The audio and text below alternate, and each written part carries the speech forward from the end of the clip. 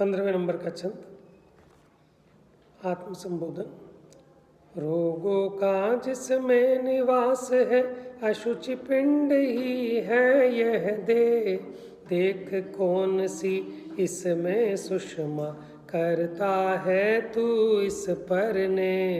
तेरे पीछे लगा हुआ है हा अनादि का मोह पिशाच, छुड़ा स्वच्छ रत्नों को प्रतिपल ग्रहण कराता रहता कांच। भूल आपको क्षणिक देह में तुझे हुआ जो राग अपार, बढ़ता रहता राग द्वेष से महादुखद तेरा संसार। त्याग देह की ममता सारी, सद्गुरुओं के चरण उपास, तो छूटेगा यहाँ सहज में। जड़ तन में आत्मत्व बुद्धि सकल दुखों का है दृढ़ मूल। देहाश्रित भावों को अपना मान भयंकर करता भूल। जो तन मिलता है तुझको उसी रूप बन जाता आप, फिर उसके परिवर्तन को लग होता है तुझको संताप। हो विरक्त तू भव भोगों से, ले श्री जिनवर का आधार। रह कर सत्संगति में निश दिन, कर उत्तम निज तत्व विचार। निज विचार बिन इन कष्टों का होगा नहीं कभी भी अंत। दुख का हो जब नाश सर्वथा, विकसित हो तब सौख्य बसंत। बिन कारण ही अन्य प्राणियों पर करता रहता है रोष। मैं महान कर गर्व निरंतर, मन में धरता है संतोष।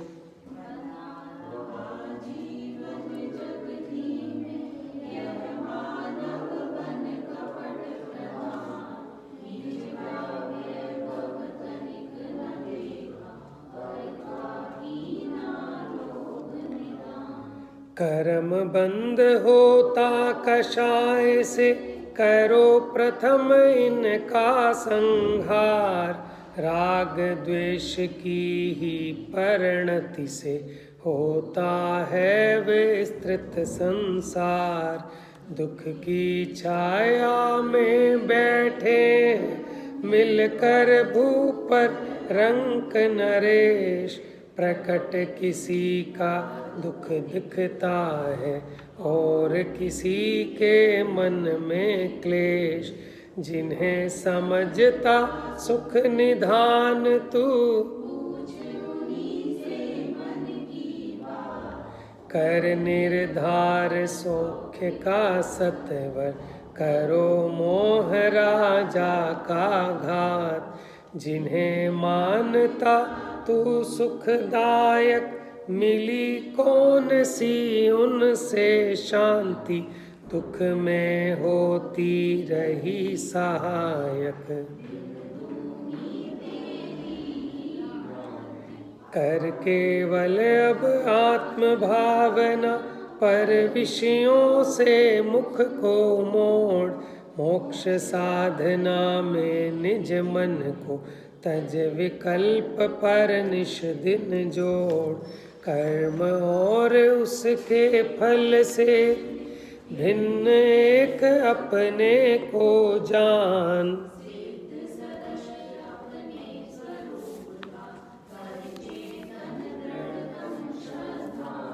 तूने अपने ही हाथों से बिछा लिया है भीषण जाल। नहीं छूटता है अब इससे ममतावश सारा जंजाल। छोड़े बिना नहीं पावेगा कभी शांति का नाम निशान।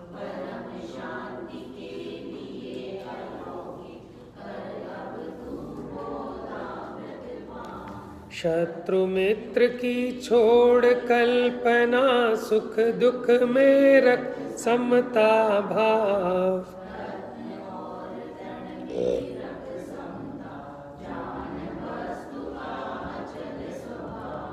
निंदा सुन कर दुखित न हो तू, यशोगान सुन हो न प्रसन्न। मरण और जीवन में सम हो,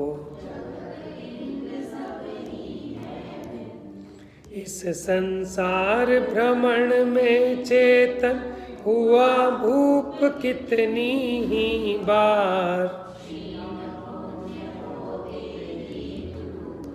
हुआ कीट भी अगणित बार। प्राप्त दिव्य मानव जीवन में कर न कभी तू लेश ममत। करके दूर चित्त अस्थिरता, समझ सदा अपना अपनत। पर गुण पर्यायों में चेतन,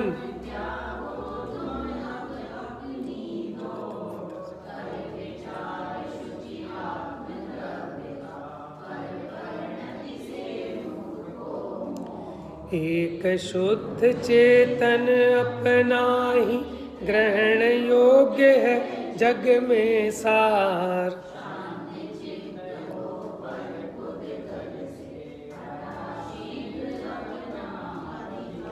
देखो, ये आत्म संबोधन था कि तुम्हें अपना संबोधन स्वयं ही करना होगा।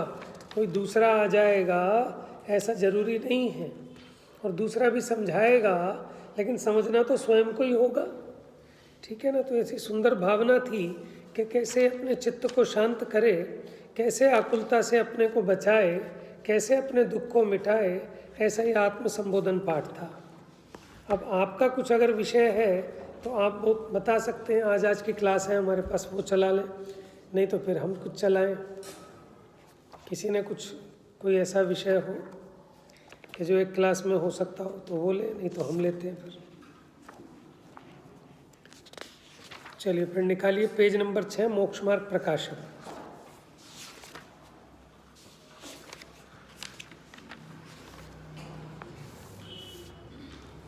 मंगलाचरण।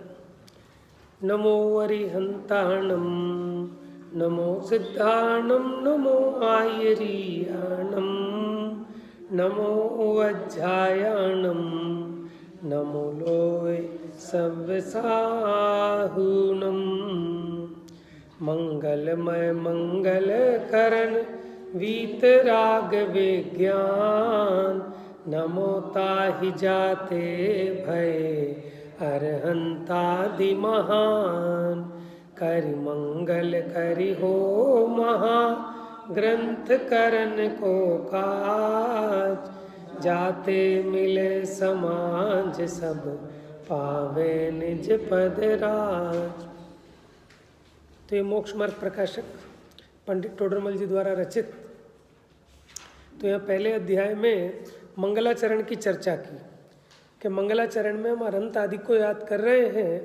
तो जगत में भी कोई भी व्यक्ति बिना मतलब के किसी को याद नहीं करता, और जो हम नमस्कार भी करते हैं वो उनके जैसे गुणों की प्राप्ति के लिए करते हैं।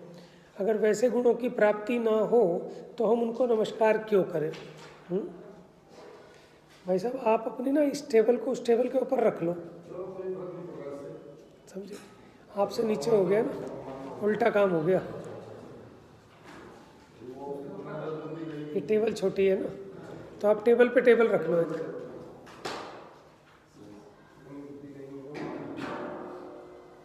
हाँ, सही है। देखिए अब तो प्रयोजन क्या है? प्रयोजन किसे कहते हैं बताओ जल्दी से।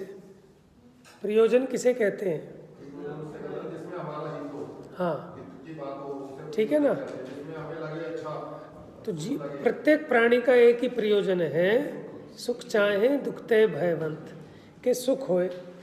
अब उसी के लिए तो काम कर रहा है। कोई व्यापार पे जा रहा है तो सुखी होने के लिए, कोई व्यापार को बंद कर रहा है तो सुखी होने के लिए, कोई खा रहा है तो सुखी होने के लिए, और कोई खाना छोड़ रहा है तो सुखी होने के लिए, उठ रहा है तो सुखी होने के लिए, और सो रहा है। अब आप यहाँ आए हो सुखी होने के लिए, और यहाँ से जाओगे तो भी सुखी होने के लिए। तो हर एक कार्य ये जीव कर तो सुखी होने के लिए ही रहा है? लेकिन सुख होता नहीं है। क्यों?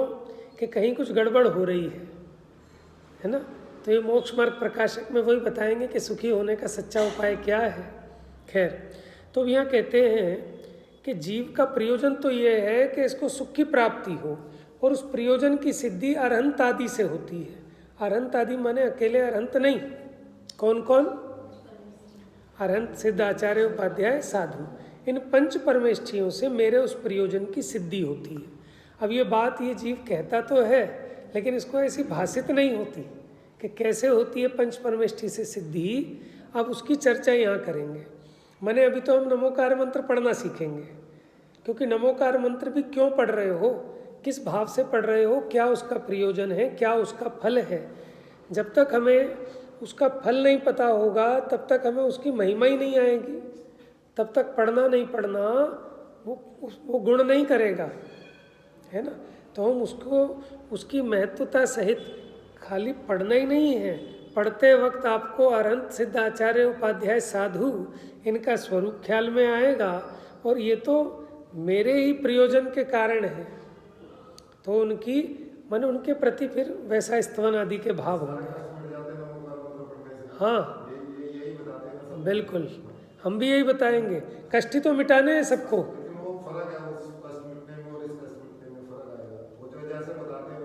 हाँ, तो ऐसा है ना, अब जिसको जो कष्ट दिख रहा है वो उसको मिटाना चाहता है। अज्ञानी को दरिद्रता, शरीर में रोग, ठीक है, कोर्ट मुकदमा, ये कष्ट दिख रहा है, बस समझ में आया। और ज्ञानी को इन कष्टों की जड़ वो कसाय, मिथ्यात्व, वही कष्ट दिख रहा है, ठीक है ना। तो जिसकी जितनी लुटिया है उसमें उतना पानी भरा जाएगा, कमी तो है नहीं। तो हाँ, अब समझेंगे कि तुम्हें अगर मांगना भी है, लेना भी है, तो भैया क्या लेना। चलो देखते हैं। पुनः इस प्रयोजन की सिद्धि अरहंत आदि द्वारा होती है, किस प्रकार सो विचारते हैं। Page number 6। कौन से प्रयोजन की सिद्धि? के दुख मिटे और सुख की प्राप्ति हो। आत्मा के परिणाम 3 प्रकार के हैं। कौन कौन से 3 प्रकार के हैं? हम अपनी भाषा में इसी को क्या कहते हैं? अशुभ परिणाम, शुभ परिणाम और शुद्ध परिणाम। तो यहाँ इन्होंने क्या कहा? संक्लेश, विशुद्ध और शुद्ध परिणाम। याद रहेगा। वहाँ तीव्र कषाय रूप संक्लेश है। अब उसको परिभाषित किया कि संक्लेश परिणाम किसको कहते हैं? तो जो तीव्र कषाय रूप भाव है वो संक्लेश परिणाम है, और मंद कषाय रूप विशुद्ध है। बात समझ में आ गई? मंद कषाय के परिणाम को विशुद्ध कहते हैं, लेकिन है वो भी कषाय। और कषाय रहित शुद्ध है। वहाँ वीतराग विशेष ज्ञान रूप अपने स्वभाव के घातक। मेरा स्वभाव कैसा है? क्या बताया इसमें? वीतराग विशेष ज्ञान, ऐसा मेरा स्वभाव है। माने वीतराग मोहराग द्वेष से रहित, और विशेष ज्ञान माने कौन सा ज्ञान? केवल ज्ञान। ठीक है, मेरा स्वभाव तो ऐसा है, लेकिन ये स्वभाव का घातक कौन है? ज्ञानावरणादि घातिया कर्म। कितने होते हैं घातिया? उनका नाम ही घातिया है, जो मेरे स्वभाव का घात करे, मेरे स्वभाव को व्यक्त ना होने दे। हम सुनते तो हैं कि मैं ज्ञान हूँ, ज्ञान का सागर हूँ, सुख का सागर हूँ, लेकिन सुख तो आ नहीं रहा इसमें से। ठीक है, क्यों? क्योंकि घातिया कर्मों के निमित्त से मेरे उस स्वभाव की व्यक्तता नहीं हो पा रही है। उनका संक्लेश परिणामों द्वारा तो तीव्र बंध होता है। किनका? घातिया कर्मों का। तीव्र बंध कैसे होगा? संक्लेश परिणाम। अगर आप संक्लेश परिणाम करेंगे, माने तीव्र कषाय रूप परिणाम होंगे, तो इन घातिया कर्मों का कैसा बंध होगा? तीव्र बंध होगा, तो फिर स्वभाव का तीव्र घात होगा। समझ में आया? और विशुद्ध परिणामों द्वारा मंद बंध होता है। कैसा बंध होता है? लेकिन बताओ, अशुभ परिणामों से तो बंद हो रहा है और शुभ परिणामों से क्या हो रहा है? दोनों से ही बंद हो रहा है। क्या अंतर रहा फिर हम अशुभ परिणाम करें चाहे शुभ परिणाम करें? एक मिनट सुनो, जिससे पूछूंगा वो बताएगा। शुभ परिणामों से भी बंद हो रहा है और अशुभ परिणामों से भी बंद, फिर हम ये शुभ परिणाम क्यों करें, अशुभ ही कर लें? क्यों? बता भाई। राइट, अशुभ परिणामों से अधिक बंद होता है और शुभ परिणामों में मंद बंद होता है। तो मंद बंद करना अच्छा है? अच्छा तो नहीं है, लेकिन ज़्यादा की अपेक्षा उसको भला कहते हैं। बात समझ में आ रही है? तो इसलिए जहाँ हम कहते हैं ना कि पुण्य पाप में अंतर नहीं है, तो आपको सारी बात ख्याल में होनी चाहिए। तो कोई प्रश्न ये करने लगता है कि जब अंतर ही नहीं है, काहे को उतना मत्था फोड़े अपना, ये शास्त्र पढ़े, मंदिर आए, ये करें, खाओ पियो मौज करो। जब दोनों ही समान हैं, दोनों में अंतर ही नहीं है, तो पुण्य करे चाहे पाप करे, शास्त्र पढ़े चाहे नोवेल पढ़े, क्या अंतर है फिर उसमें? कि नहीं नहीं अंतर तो है। तो इसलिए यथार्थ अंतर समझना पड़ेगा। खाली माने आप किसी को झूठ बहका कर उसका कल्याण नहीं कर सकते, यथार्थ स्थिति बतानी पड़ेगी, नहीं तो वो अपना और उल्टा काम खराब करेगा। तथा विशुद्ध परिणाम प्रबल हो तो, विशुद्ध परिणाम कौन से परिणाम है? शुभ परिणाम, मंद कषाय रूप परिणाम। प्रबल हो तो माने अगर विशुद्धि विशेष हो तो, पूर्व काल में जो तीव्र बंध हुआ था पहले, माने हमने जो तीव्र बंध बांधा था किसका? अभी बात चल रही है सिर्फ घातिया कर्मों की, अभी अघातिया की बात नहीं चल रही, क्योंकि मेरे स्वभाव का घात करने वाले तो घातिया कर्म है। तो विशुद्ध परिणाम प्रबल हो तो पूर्व काल में जो तीव्र बंध हुआ था उसको भी मंद करता है। माने तीव्र बंध बांध लिया था, लेकिन अगर अब परिणामों में कषाय की मंदता हुई, विशुद्धि हुई, तो जो पुराने तीव्र बांधे हुए कर्म हैं वो भी मंद हो जाते हैं। बात समझ में आ रही है?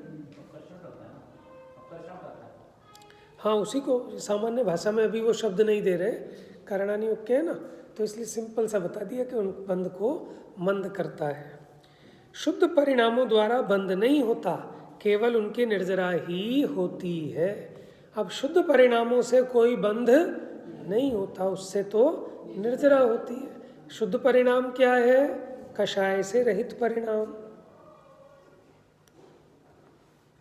अब देखो, अरहंत आदि के प्रति स्तवन आदि रूप जो भाव होते हैं वे कषायों की मंदता सहित ही होते हैं। क्या कह रहे हैं वो? कि अरहंत आदि के प्रति जो स्तवन आदि के भाव आते हैं, माने किसी को अरहंत भगवान का बहुमान आ रहा है, तो क्यों आ रहा है? इनके पास तो कुछ भी नहीं है, हैं? इनके पास ना तो स्त्री है, ना राज्य है, ना आयुध है, ना शस्त्र है, फिर इनके प्रति बहुमान क्यों आ रहा है?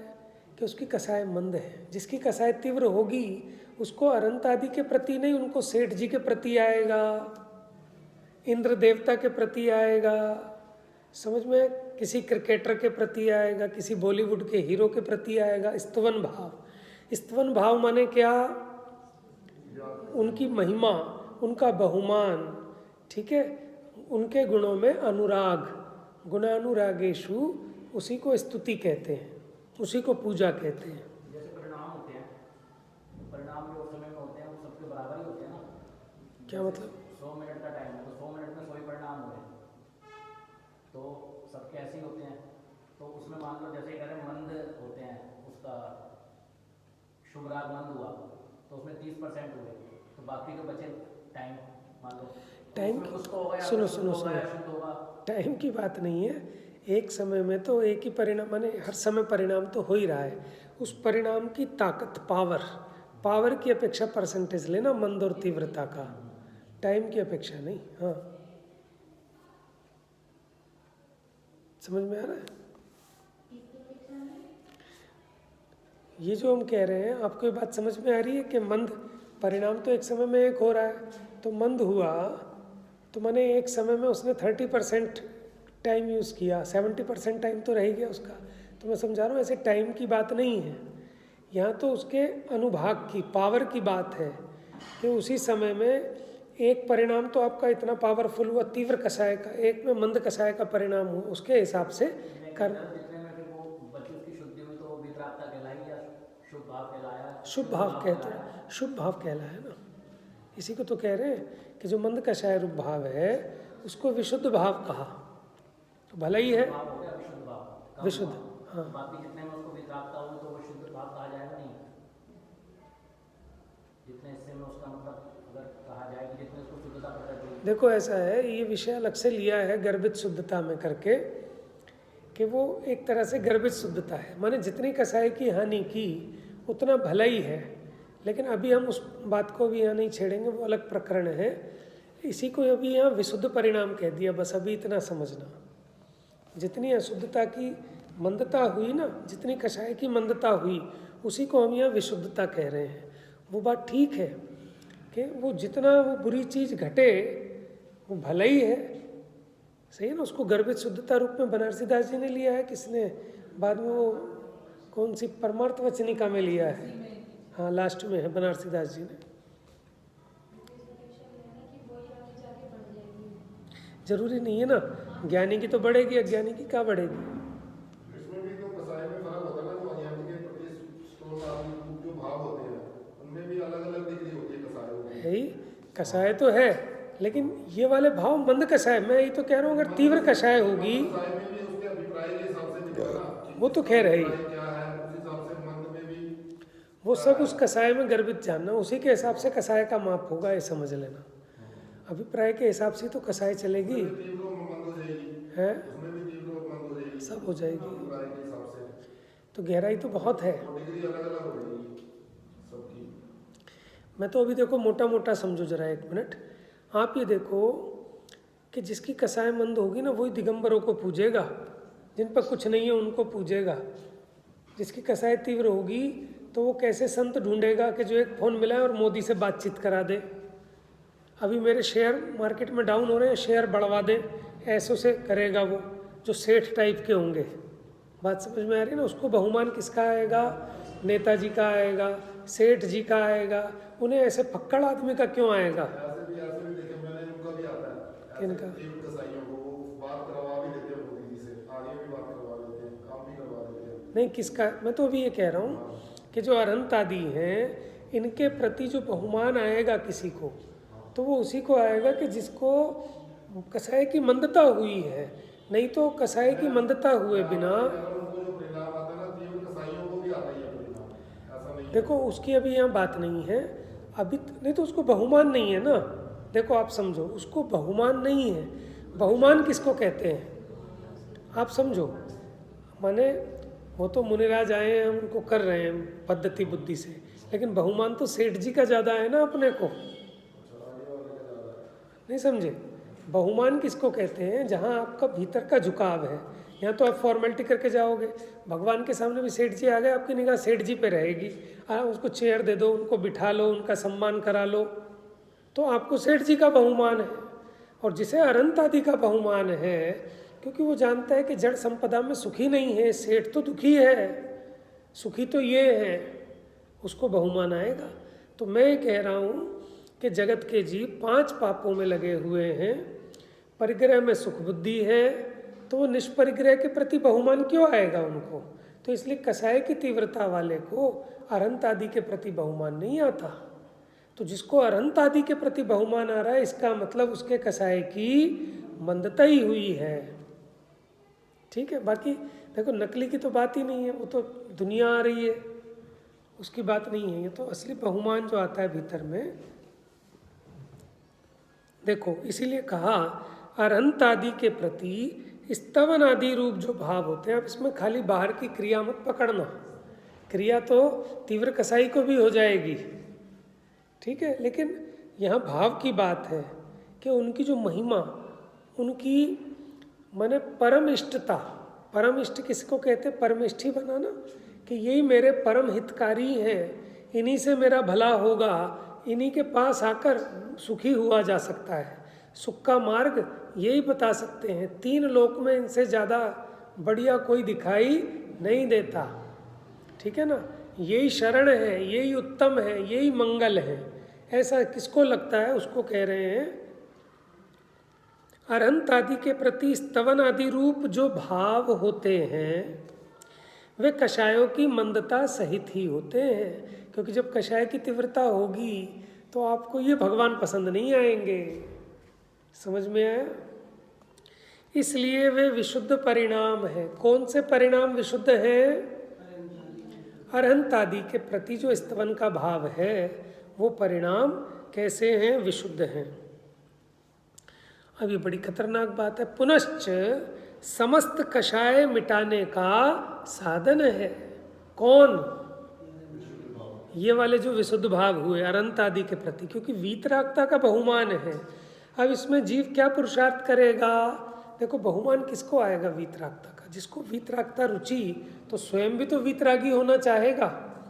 जिसको कोई क्रिकेटर अच्छा लगता है तो वो स्वयं भी अपने में उस गुणों को लाना चाहता है, ठीक है ना। जिसका जो रोल मॉडल होता है वो उसके जैसा बनना चाहता है।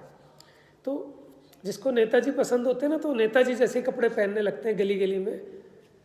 तो ऐसे ही जिसको अरहंत आदि पसंद आए तो वो क्या करेगा कि उन्हीं के मार्ग पर चलेगा। इसलिए अरहंत आदि के प्रति जो स्तवन का भाव है वो समस्त कषाय मिटाने का साधन है, इसलिए शुद्ध परिणाम का कारण है। अंडरलाइन कर लेने वाली बात है। अब आप कहोगे मुमुक्षु होके आप ऐसी बात कह रहे हो कि ये जो विशुद्ध परिणाम है वो समस्त कषाय मिटाने के साधन है, वो शुद्ध परिणाम का कारण कह रहे हो उसको। कि गुरुदेव तो कहते कहते थक गए कि सुख परिणाम करते करते शुद्ध हो जाएगा, ऐसा माने तो मिथ्यात्व है। बात समझ में आ गई? कोई ये समझे कि पुण्य करते करते धर्म हो जाएगा, पुण्य करते करते मुक्ति हो जाएगी, तो ये भ्रम है। पेड़ पे तो चढ़ गए लेकिन अब उतरने का तो प्रयास करना है, कहाँ जाना है। वैसे ही पुण्य करते करते नहीं आगे तो पुण्य में भी फर्क है ना जी। वो जो गुरुदेव बता रहे हैं पुण्य, वो अलग जाति का पुण्य, ये अलग जाति का पुण्य। सही है। देखो आप अब समझना, इसमें मतलब कंफ्यूज मत होना। मैंने ये बात इसलिए कही, आप सिंपल सी बात समझो कि उसको ये भाव नहीं है कि मुझे ये स्तवन का ही भाव बना रहे। उसको वो एक रियल है, नेचुरल है कि जो चीज़ मुझको पसंद है उसको वीतरागता पसंद आई, तो इसी का नाम तो अरहंत आदि के प्रति स्तवन है। जिसको निष्परिग्रहता पसंद आई, निराकुलता पसंद आई, राग द्वेष से रहितपना पसंद आया, इसी का नाम तो ये है कि पंच परमेष्ठी पसंद आए। यही उनके प्रति स्तवन है।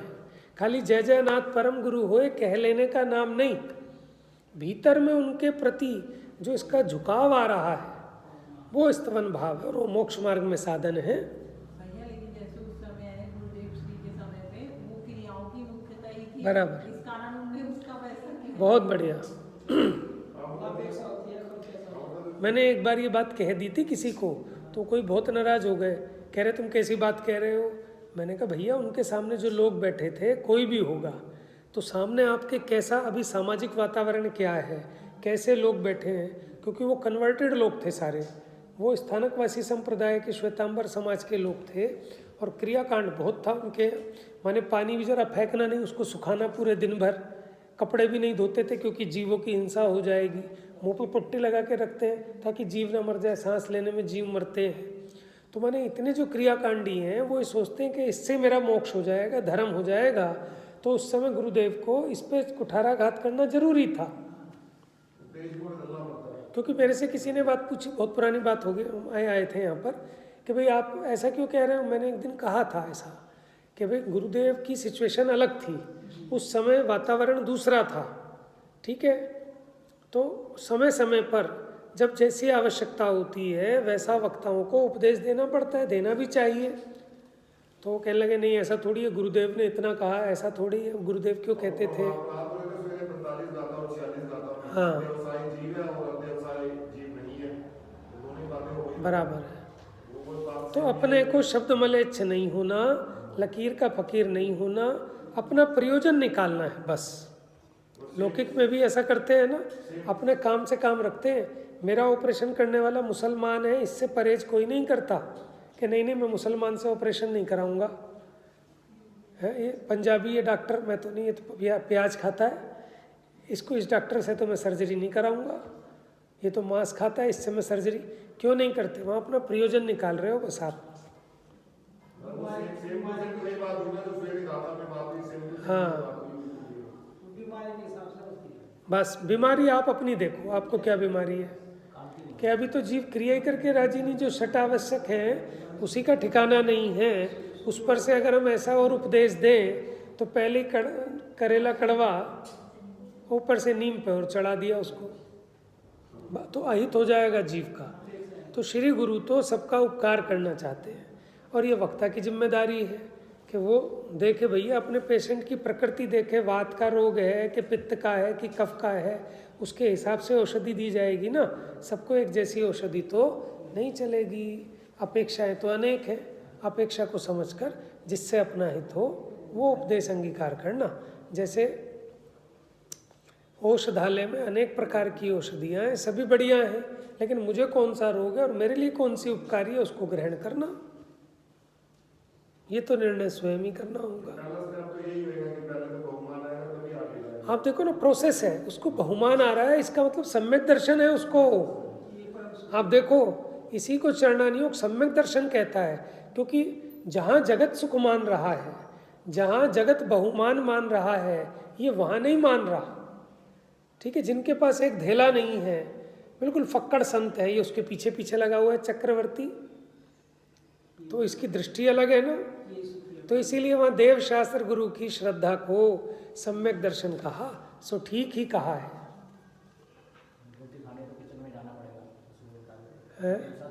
हाँ सही बात है। तो ये तो प्रोसेस का एक पार्ट है कि आपको ये चीज़ अच्छी लगी है, ये आपकी भली होनहार का परिचायक है। तो इसलिए पुनः समस्त कषाय मिटाने का साधन है, इसलिए शुद्ध परिणाम का कारण है। बात समझ में आ गई? तो क्या होता है, ऐसे परिणामों से अपने घाती कर्म की हीनता होने से जो ऐसे परिणाम हुए ना, कौन से परिणाम है ये? संक्लेश है, विशुद्ध है कि शुद्ध है? विशुद्ध परिणाम है। तो ऐसे परिणामों से अपने घातक, मैंने मेरे स्वभाव के घातक जो घातिया कर्म हैं उनकी हीनता होने से सहज ही वीतराग विशेष ज्ञान प्रकट होता है। माने वीतराग और विशेष ज्ञान माने केवल ज्ञान, माने मोहराग द्वेष का भी अभाव होता है। देखो 4 घातिया कर्म है, कौन कौन से? ज्ञानावर्णी, दर्शनावर्णी, मोहनीय, अंतराय। तो मोहनीय गया तो वीतरागता हुई, ज्ञानावर्णी, दर्शनावर्णी, अंतराय गए तो क्या हुआ? विशेष ज्ञान हुआ, केवल ज्ञान हुआ। जितने अंशों में वह हीन हो, क्या हीन हो? जितने अंशों में घातिया कर्म हीन हो उतने अंशों में ये प्रकट होता है। क्या? वीतराग विज्ञानता। अब देखो, किसी के घातिया कर्मों का अनुभाग जितना घटेगा उतने उतने स्वभाव का अंश प्रकट होगा ना। चौथे गुण स्थान में, छठे सातवें में, 12वें में, तो कितना कितना कि जितना जितना इसके घाती कर्मों का अभाव होता है उसी के अनुपात में उतना उतना स्वभाव का अंश प्रकट होता है।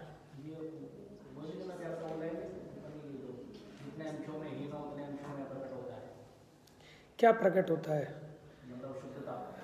हाँ, ये तो घाती कर्म की अपेक्षा कह रहे हैं ना। तो यहाँ तो घाती कर्म का जितना जितना अभाव हुआ,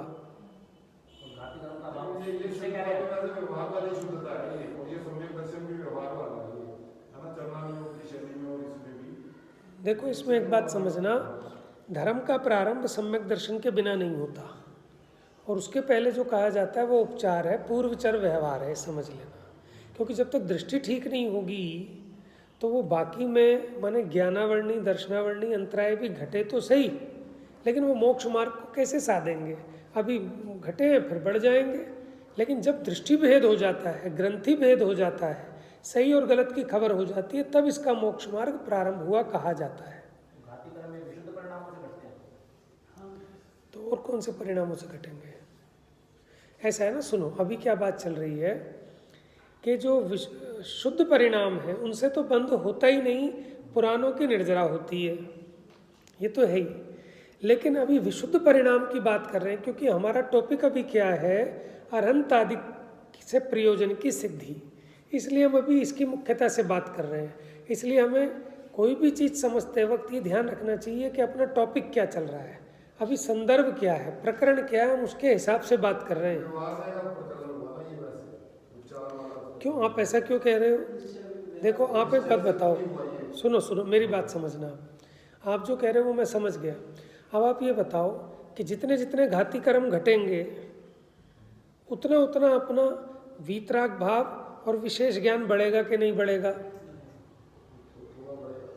जितने जितने अनुपात में घटेंगे, घातीय कर्मों का जितना जितना अभाव होगा उतना उतना स्वभाव प्रकट होगा कि नहीं होगा? बताओ, निश्चय है कि व्यवहार है? निश्चय है, समझ में है? आप उस अपेक्षा कह रहे हो ना, देवशास्त्र गुरु की श्रद्धा को सम्यक दर्शन। क्यों?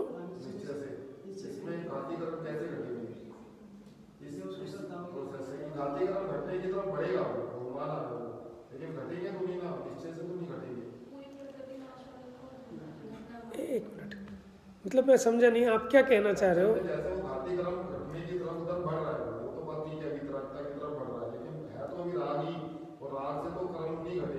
आप ही देखो ना, देखो सुनो, है सही है, लेकिन इसके भी स्टेजेस होते हैं ना, कितना कितना घट रहा है उसका राग। अभी पहले बीवी बच्चों का राग टूट गया, अब इधर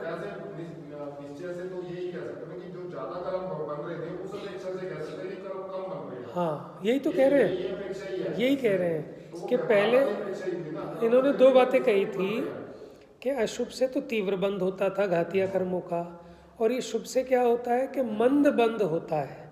और जब वो विशुद्ध परिणाम प्रबल हों तो जो पुराने तीव्र बांधे हुए थे उनको भी मंद करता है, ठीक है। और पुनः समस्त कषाय मिटाने का साधन है, इसलिए शुद्ध परिणामों का कारण है। बराबर, हाँ, जुर्माना तो हो ही रहा है, हाँ। सो ऐसे परिणामों से अपने घाती कर्म की हीनता होने से, अब घाती कर्म की हीनता हुई कि नहीं हुई? अरहंत आदि के प्रति जो भक्ति का परिणाम हुआ उससे जो अपने को तीव्र घाती कर्म बंध रहे थे, अब वो कम हुए कि नहीं हुए? अब जितने जितने वो कम होंगे उतना उतना अपना वीतराग विशेष ज्ञान प्रकट होगा कि नहीं होगा? उतने उतने अंश में, जितने अंशों में वह हीन हो उतने अंशों में ये प्रकट होता है। माने जितने जितने अंश में घाती कर्म मंद होता जा रहा है उतने उतने अंशों में वीतराग विशेष ज्ञान प्रकट होता जाता है। इस प्रकार अरहंत आदि द्वारा अपना प्रयोजन सिद्ध होता है, क्योंकि जीव का प्रयोजन यही था कि वीतराग विशेष ज्ञान प्रकट करना, क्योंकि वीतराग विशेष ज्ञान सुख का कारण है, मोहराग द्वेष और अज्ञान ये दुख के कारण है। आगे, अथवा अरहंत आदि के आकार का अवलोकन करना। आकार कैसा है अरहंत आदि का? शांत मुद्रा, वीतराग मुद्रा, दृष्टि नासा पे धरे, कर पे, ठीक है, वो हाथ पे हाथ धरे ऐसे, करना कुछ न रहा जैसे, ठीक है ना। तो ऐसे अरहंत आदि के आकार का अवलोकन करना। देखो, जो रागी द्वेषी हैं उनके आकार का अवलोकन करो, समझ में है? देखो, इतनी समझ एक अज्ञानी में भी होती है कि वो सामने वाले को जज कर लेता है कि कौन वाकई में वैरागी है और कौन रागी है, पहचान लेता है कि नहीं पहचान लेता। मानो आपने आदर्श बनाया किसी गुरुजी को, और वो गुरुजी बिल्कुल निष्काम है, निरपेक्ष है, किसी से कोई मतलब नहीं है, ठीक है। और एक गुरुजी ऐसे हैं कि वो जैसे वो दिखाते हैं ना, वो ब्राह्मणों वगैरह के गुरु, कि जाओ लकड़ी ले आओ, ये कर लो, वो कर लो, तो उसको समझ में आ रहा है कि रागी द्वेषी हैं, ये तो अपना काम निकाल रहे हैं। और दूसरे वीतरागी, उन्हें न लेना ना कुछ, न देना कुछ, ना किसी के भले की कामना, ना किसी के। तो इतना अंतर तो सबको समझ में आता है कि कौन वीतरागी है और कौन रागी है। तो ऐसे रागियों के आकार का अवलोकन करेंगे तो आपके रागादिक की वृद्धि होगी, कामादिक की वृद्धि होगी, है ना। परिणामों में क्रूरता बढ़ती है। और जो अरंत है वो वीतरागता की प्रतिमूर्ति है। तो अरंत आदि के आकार का अवलोकन करना, दर्शन किस लिए करते हैं बताओ आप? दर्शन में क्या दर्शन करते हो आप? वो भगवान के आकार का ही तो अवलोकन करते हो। कैसी सुंदर शांत मुद्रा है, ऐसी शांत मुद्रा किसी की दिखाई देती है? जीव का चेहरा देखो, पता लग जाता है राग द्वेष भरे पड़े हैं, और राग द्वेष से रहित होता है तो कैसी सौम्य मुद्रा होती है। तो भगवान की वो सुंदर मुद्रा अपने अंदर पॉजिटिविटी लाती है। अपने को मैंने जैसे सुबह उठ के कहते हैं ना, अरे पता नहीं भैया सुबह सुबह किसका मुंह देख लिया, पूरा दिन खराब हो गया, उपयोग डिस्टर्ब हो जाता है। और कोई व्यक्ति का मुख देखकर प्रसन्न, इसे जब देखो प्रसन्न रहता है। जैसे छोटा सा बच्चा हो 2, 4, 5 साल का, हंसता खिलखिलाता, तो उसको देख के आप अपनी टेंशन भूल जाते हो। और कोई ऐसा व्यक्ति होता है इतना हैरान परेशान, उसकी शक्ल देख के ही हर वक्त त्योरियाँ चढ़ी हुई, आप भी टेंशन में आने लगते हो उसको देख के, है ना। तो ऐसे अरंत आदि के आकार का अवलोकन करना या स्वरूप विचार करना कि आप कैसे हैं, वीतरागी हैं, राग द्वेष से रहित हैं, आपको जगत से कुछ लेना नहीं, कुछ देना नहीं, आपकी सारी इच्छाएं समाप्त हो गई, आप स्वरूप के आनंद में लीन रहते हैं, ऐसे उनके स्वरूप का विचार करना। 2 बात हो गई। पहली कौन सी बताई? अरंत के आकार का अवलोकन करना। दूसरा क्या बताया? स्वरूप का विचार करना। तीसरा या वचन सुनना। वचन सुनना माने कि भगवान ने जो उपदेश दिया जिनवाणी के माध्यम से, ठीक है, उसको सुनना भगवान का उपदेश। या निकटवर्ती होना। निकटवर्ती होने का मतलब क्या है? हाँ, बहुत बढ़िया, ठीक है। ये तो आध्यात्मिक है कि एकदम निकटवर्ती। तो वास्तव में वही, ये नहीं कि भगवान के ऊपर ही चढ़ जाओ एकदम कि हम निकटवर्ती हो गए, प्रतिमा कोई ना छोड़े, ठीक है, वो ठीक है। व्यवहार से निकटवर्ती मतलब कि आप धोती दुपट्टा चेंज करो, भगवान को छुओ, भगवान की पूजा करो, आराधना करो, है, सुबह शाम दर्शन करो, इन्हीं के निकट रहो, सेवा शुश्रूषा करो, ये निकटवर्ती है व्यवहार से। परमार्थ से देखे तो निकटवर्तीपना क्या है? भगवान कौन से गुण स्थान में है? अनंत भगवान 13वें गुण स्थान में है, और कोई व्यक्ति पहले गुण स्थान में है, और अगर चौथे में आ जाए तो निकटवर्ती हो गया कि नहीं हो गया, और कोई छठे सातवें में आ गया तो वो और निकटवर्ती। तो भावों से निकटता की बात है। बात समझ में आ रही है? कितने पॉइंट हो गए? पहला क्या था? अरहंत आदि के आकार का अवलोकन करना। दूसरा, उनके स्वरूप का विचार करना। तीसरा, उनके वचन सुनना। चौथा, निकटवर्ती होना। उनके पांचवा, या उनके अनुसार प्रवर्तन करना, कि उनकी जो आज्ञा है, उनकी क्या आज्ञा है कि तू स्वयं अपने में भगवान है, तू परमात्मा है, अपने आत्मा में लीन हो जा। तो अपना जाकर मुनि बन जाए, अथवा अपने आत्मा में लीन हो जाए, ध्यान में लीन हो जाए, ठीक है, अथवा जो भी कुछ उन्होंने कहा है, जो उनकी आज्ञा है, उनकी आज्ञा के अनुसार प्रवर्तन करना इत्यादि कार्य, ठीक है। तो मोटे मोटे 5 बता दिए हैं, ऐसे आदि में और भी लगा लेना। हम तो आपको बता रहे हैं, चाहे आप कोई भी करो, आप तो 5 करो, लेकिन अभी ये विषय बता रहे हैं कि इत्यादि कार्य माने कोई स्वरूप का विचार करे तो भी, कोई भगवान के वचन सुने तो भी, कोई भगवान के निकटवर्ती होवे तो भी, भगवान के आकार का अवलोकन करे तो भी, ये कार्य तत्काल ही निमित्त भूत होकर रागादिक को हीन करते हैं। पढ़ो, जिनवानी पढ़ते ही रागादिक हीन होते हैं कि नहीं होते?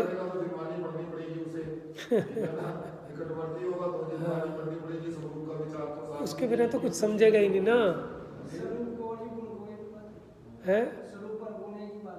हाँ, एक ही बात है। वो तो है ही, एक में सब गर्भित हो जाएंगे। तो ऐसे तत्काल ही निमित्त भूत होकर रागादि को हीन करते हैं। आप करके देखो, जब आप मंदिर आते हो तो मंदिर से बाहर निकलते हो कितना जमीन आसमान का फर्क पड़ जाता है परिणामों में। जब जिनवाणी सुनने बैठते हो और जिनवाणी सुन के बाहर निकलते आते हो, देखो आप रागादि हीन होते हैं कब तीव्र होते हैं, कैसा निमित्त नैमित्तिक संबंध है। और सुनो, जीव अजीव आदि के विशेष ज्ञान को उत्पन्न करते हैं, माने भेद ज्ञान होता है। जीव अजीव में भेद ज्ञान होता है, इसलिए ऐसे भी अरहंतादिक द्वारा वीतराग विशेष ज्ञान रूप प्रयोजन की सिद्धि। पहला तरीका तो पहले बता दिया था कि घाती कर्मों की अपेक्षा, क्योंकि वो घाती कर्म हीन होंगे तो स्वभाव प्रकट होगा, ये पहला अपेक्षा थी। दूसरी अपेक्षा अब ये बता दी कि उनके आकार का अवलोकन करना, उनके वचन सुनना, उनकी आज्ञा में प्रवर्तन करना, उनके निकटवर्ती होना, ये कार्य तत्काल रागादिक को हीन करते हैं। तो रागादिक हीन हुए, इसका मतलब वीतरागता बढ़ी, अज्ञान घटा तो ज्ञान बढ़ा। इसमें कुछ फर्क है कि यहाँ पे कहीं ये नहीं लिखा ना कि इससे विशुद्ध भाव हो, नहीं शुद्ध भाव हो। शुद्ध भाव कहाँ कह रहे हैं? क्या कह रहे हैं ना, उसमें कुछ फर्क है। देखो ऐसा है, वीतराग विशेष ज्ञान अपना स्वभाव है, ये जीव के दुख का कारण है, राग द्वेष और अज्ञान, माने मोह राग द्वेष और अज्ञान। तो इसके जितने जितने मोह राग द्वेष और अज्ञान घटते हैं, मिटते हैं, उतना उतना दुख कम होता है ना। तो दुख ना होना यही तो सुख है, समझ में? आकुलता का ना होना, इसी का नाम तो सुख है। तो अभी इस अपेक्षा सिद्ध कर रहे हैं कि जीव का प्रयोजन है कि मोह राग द्वेष और अज्ञान मिटे और वीतराग विशेष ज्ञान होए। लेकिन अब ये भूमिका प्रमाण होता है, चौथे गुण स्थान वाले को भी वीतराग विज्ञानता है, पांचवें वाले को भी है, छठे वाले को भी है। पूर्णता की अपेक्षा देखें तो 12वें में वीतरागता होती है, 13वें में विशेष ज्ञान पना होता है। लेकिन अगर वैसे देखें तो वो चौथे गुण स्थान से उसका प्रारंभ हो जाता है, तो उस अपेक्षा ले लेना। तो ये दूसरी अपेक्षा हो गई कि अब ऐसे कि रागादिकहीन होते हैं और जीव अजीव का विशेष ज्ञान होता है, तो ये भेद ज्ञान यानी सम्यक ज्ञान, और ये रागादिकहीन हुए तो मोह राग द्वेष घटे। तो इसलिए ऐसे भी अरहंत आदि द्वारा वीतराग विशेष ज्ञान रूप प्रयोजन की सिद्धि होती है। यहाँ कोई कहे कि इनके द्वारा ऐसे प्रयोजन की तो सिद्धि इस प्रकार होती है, परंतु जिससे इंद्रिय जनित सुख उत्पन्न हो तथा दुख का विनाश हो, ऐसे भी प्रयोजन की सिद्धि इनके द्वारा होती है या नहीं होती? बात समझ गए कि वो जो आपने पारमार्थिक सुख कहा वो तो होता है, लेकिन जो लौकिक सुख है, इंद्रिय जनित वाला सुख है, जिसके पीछे पूरी दुनिया पागल हुई फिर रही है, हाँ, वो भूसा भी होता है कि नहीं होता है? इनने पूछा कि गेहूं तो होता है, लेकिन भूसा भी मिलेगा कि नहीं मिलेगा? ठीक है, जो आपने पेड़ लगाया है, इस पेड़ से आम तो मिलेंगे, छाया भी मिलेगी कि नहीं मिलेगी? कि वो तो फ्री में मिले ही मिलेगी। समझ में आया? तो ऐसा प्रश्न है, अब आप बता दो जवाब। आ गया ना? तो ऐसा कैसे हो सकता है नहीं मिलेगी? कि भैया देखो, जब तेरे रागादिकहीन होते हैं, कसाय की मंदता होती है, उधर आघातिया में, वो खेल आघातिया से है, आघातिया में साता आदि प्रकृतियों का बड़ा तीव्र आश्रम होता है, जिससे लौकिक में, जिसको ये इंद्रिय जनित सुख कहते हैं, चक्रवर्ती की संपदा वगैरह, ये सब सहज में मिलती है। तो यहाँ कोई कहे कि इनके द्वारा ऐसे प्रयोजन की तो सिद्धि इस प्रकार होती है, परंतु जिससे इंद्रिय जनित सुख उत्पन्न हो तथा दुख का विनाश हो, ऐसे प्रयोजन की भी सिद्धि इनके द्वारा होती है या नहीं? तब तो आए हम इस दुकान पे, क्योंकि हमें भी वीतराग विज्ञानता के ग्राहक तो हम है नहीं, हम तो इंद्रिय जनित सुख के ग्राहक है। हम दुकान नहीं जाएंगे, हम यहाँ आ जाएंगे। आप बता दो कि काम चल जाएगा क्या? क्यों? देखो, अब जो अरहंत आदि के प्रति स्तवन आदि रूप विशुद्ध परिणाम होते हैं, उनसे अघातिया कर्मों की, अब बात आ गई अघातिया कर्मों की, साता आदि पुण्य प्रकृतियों का बंध होता है। और यदि वे परिणाम तीव्र हों, कौन से परिणाम? विशुद्ध परिणाम। तो पूर्व काल में जो असाता आदि पाप प्रकृतियों का बंध हुआ था, उन्हें भी मंद करता है, पुराने पाप को भी हल्का करता है, अथवा नष्ट करके पुण्य प्रकृति रूप परिणमित करता है। समझ में आया? क्या करके कि वो पाप बांधा तो पाप था, लेकिन वो कन्वर्ट होकर पुण्य रूप हो जाए, कोयला सोना बन जाएगा। ठीक है। और उस पुण्य का उदय होने पर स्वयमेव इंद्रिय सुख की कारणभूत सामग्री प्राप्त होती है। भगवान तो नहीं देते, लेकिन स्वयमेव प्राप्त होती है तेरे परिणामों से। तथा पाप का उदय दूर होने पर स्वयमेव दुख की कारणभूत सामग्री दूर हो जाती है। सुख की कारणभूत सामग्री मिल गई और दुख की कारणभूत सामग्री स्वयमेव दूर हो गई। इस प्रकार इस प्रयोजन की भी सिद्धि उनके द्वारा होती है। अब इस प्रयोजन की सिद्धि का दूसरा एंगल, अथवा जिन शासन के भक्त देवादिक हैं वे उस भक्त पुरुष को अनेक इंद्रिय सुख की कारणभूत सामग्रियों का संयोग कराते हैं। समझ गए? निमित्त रूप में वो जो जिन शासन के भक्त देवादिक है, मानो हमारे नगर में कोई आया और भगवान की बड़े उल्लास से पूजा करे, हम देखे भाई साहब ये इनके पास खाने पीने को नहीं है, उस नहीं है, तो हम उसको खाना खिलाएंगे कि नहीं खिलाएंगे? बात समझ में आ रही है? उनको बिठाएंगे, पानी वानी पूछेंगे, भोजन कराएंगे। क्यों? करे सेवता की करे देव सेवा। वो साधर्मी पने की अपेक्षा करेंगे, और सच में तो अपना पुण्य कराता है जीव का, है ना। लेकिन वो किस लिए करेंगे? क्योंकि उन्हें जिनेंद्र भगवान की महिमा है उन देवों को, तो जो जिनेंद्र भगवान के मत को मानने वाले हैं उनके प्रति उन्हें सहज में साधर्मी वात्सल्य होता ही है। ठीक है ना। अपना कोई साधर्मी कष्ट में हो तो दूसरा साधर्मी उसके कष्ट को सहज में ही दूर करता है कि नहीं करता है?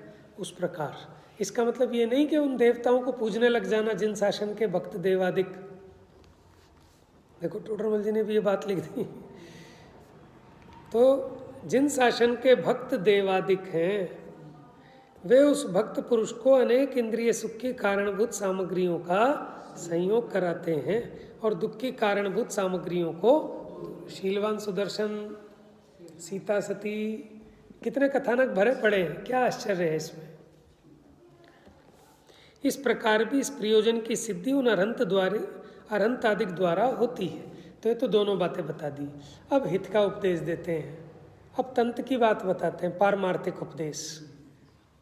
परंतु इस प्रयोजन से कुछ भी अपना हित नहीं होता कि भाई किस चक्कर में फंस रहे हो, है पैसा वैसा तो सब छोड़ छाड़ के मुनि बनते हैं चक्रवर्ती भी, और तू जिनको त्यागे तुम तुच्छ जान हम उन्हें मानते हैं महान।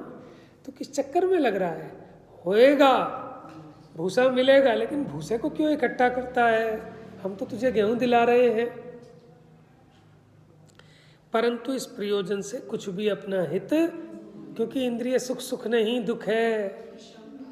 समझ में है ना? अभी अध्यात्म की बात हो गई, परमार्थ की बात। क्योंकि यह आत्मा कषाय भावों से बाह्य सामग्रियों में इष्टनिष्ठपना मानकर स्वयं ही सुख दुख की कल्पना करता है। कोई बाह्य सामग्री दुख नहीं देती। पार्श्वनाथ मुनिराज पर ओले शोले पत्थर पानी बरसे तो क्या दुखी हो गए वो? तो बाहर की सामग्री ने थोड़ी ना दुखी किया है। और दुनिया उनकी आरती उतारती है, चक्रवर्ती उनकी आरती उतारता है, तो कोई राजी हो जाते हैं क्या? तो सुख दुख तो अपने कषायों के अनुसार होता है। कषाय के बिना बाह्य सामग्री कुछ सुख दुख की दाता तो है नहीं। माने मुनिराज को कषाय नहीं है, आप कितनी पकवान ले आओ, उन्हें तो उससे सुख होने वाला है नहीं। कषाय के बिना बाह्य सामग्री कुछ सुख दुख की दाता नहीं है। तथा कषाय है सो सर्व, कोई कषाय हो, सर्वाकुलतामय है। इसलिए इंद्रिय जनित सुख की इच्छा करना और वो इंद्रिय संबंधी जो दुख है उनसे डरना, ये भ्रम है। वास्तव में तो कषाय से दुखी होता है जीव, बाह्य सामग्री से नहीं। पुनः अब देखो बड़ी खतरनाक बात लास्ट पैराग्राफ में, जो आप कह रहे थे ना पहले नंबर पे कि ऐसे भी लोग हैं कि जो तीव्र कषाय से करते हैं, वो बात आगे देखो। तथा इस प्रयोजन के हेतु, किस प्रयोजन के हेतु?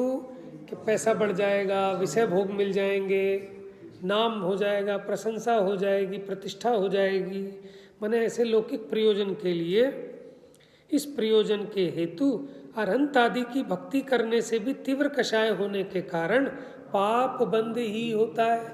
तो उसको भगवान की भक्ति है ही नहीं, फिर वो तो क्रिया क्रिया में दिख रही है, तो उसको कहाँ भगवान की, उसको तो परिग्रह की भक्ति है, उसे तो भोगों की भक्ति है। समझ में आया? तो उसको भक्ति भी नहीं हो रही। तो तीव्र कषाय होने के कारण पाप बंद ही होता है, इसलिए अपने को इस प्रयोजन का अर्थी होना योग्य। तो पंडित जी समझा रहे कि बेटा तू इस चक्रों में पढ़ हट जाए, यहाँ से बचा रहे हैं आपको। अरहंत आदि की भक्ति करने से ऐसे प्रयोजन तो स्वयं ही सिद्ध होते, और दूसरी तरफ ये भी कह रहे हैं कि ऐसे प्रयोजन तो स्वयं सिद्ध होते, मना नहीं है, लेकिन तू इस प्रयोजन का अर्थी क्यों होता है। बात समझ में आ रही है? क्योंकि हमने तो अब ये समझाना है कि ये सुख का कारण नहीं है। सुख का कारण तो अपने आत्मा को मोह राग द्वेष से छुड़ाना, अज्ञानता से छुड़ाना, ये सुखी होने का उपाय है।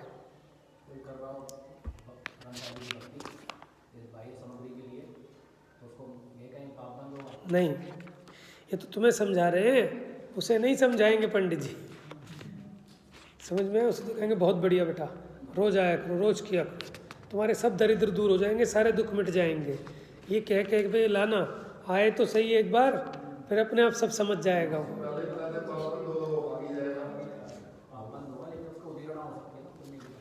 है?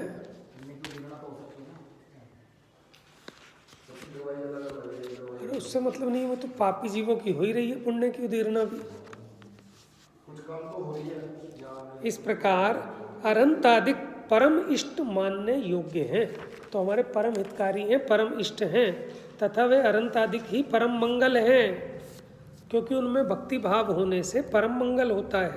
मंग माने सुख, उसे लावे देवे, और मम माने पाप, उसे गलावे दूर करे, उसका नाम मंगल है। इस प्रकार उनके द्वारा पूर्वोक्त प्रकार से दोनों कार्यों की सिद्धि होती है। दोनों कार्य कौन कौन से? लौकिक और पारलौकिक। इसलिए उनके परम मंगलपना, इसी को कहते हैं अभ्युदय और निश्रेयस, दोनों होते हैं।